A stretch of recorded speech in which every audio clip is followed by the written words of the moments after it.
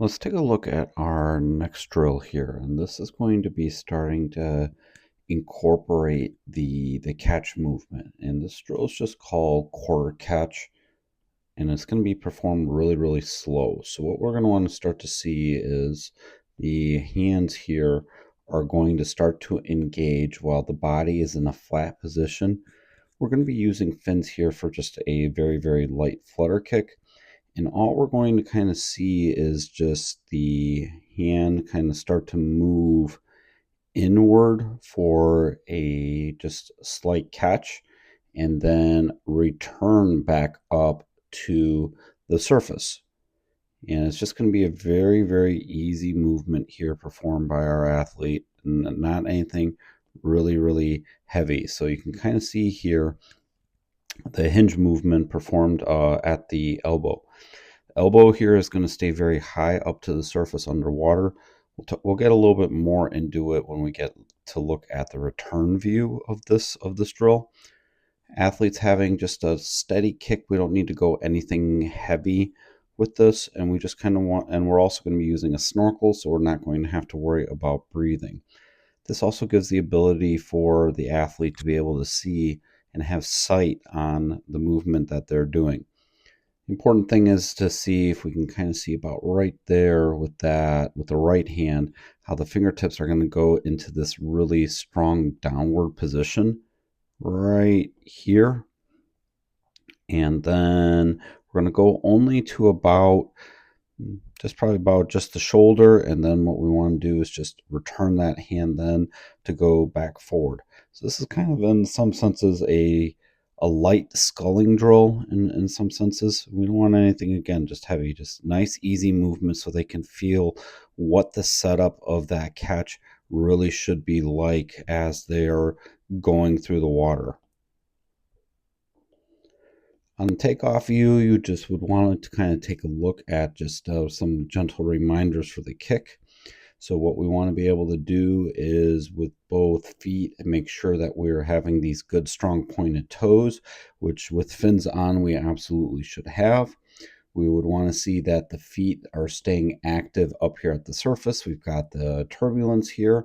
And then lastly, what we want to look at is just going to be the bending or kind of having this natural bend in the knee. We don't want anything excessive there where we're missing out on the opportunity to kick here from the hip.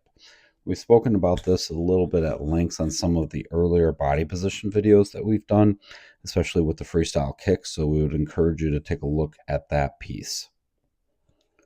Taking a look here at our return view, we're just going to again look for some of those same things, and we just want to see that the body is traveling and highlighting the same things that we've talked about. So here, setting up that catch, we're going to be getting fingertips down,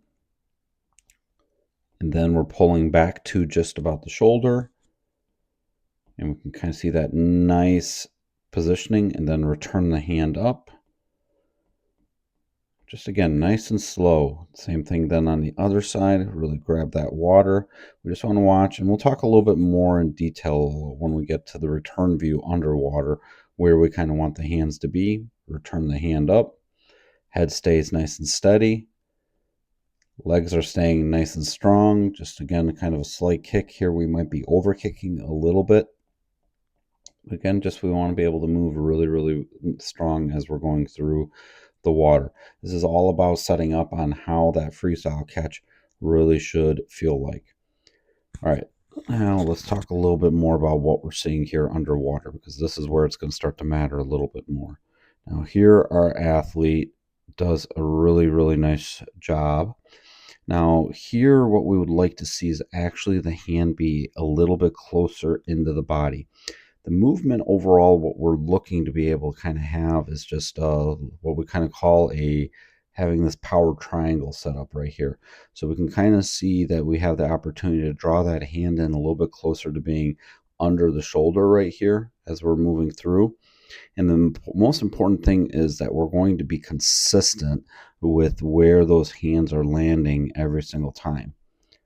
Hands here return then to back in front of the shoulder. Take a looking at the other side. Now look at the difference here. This is kind of what we like. This is more what we're talking about. So check that out. That's perfect. We're really what we're going to be looking for. Love here that the fingertips are in this strong downward position. We also really like using this tool or this type of a paddle called a volo blade.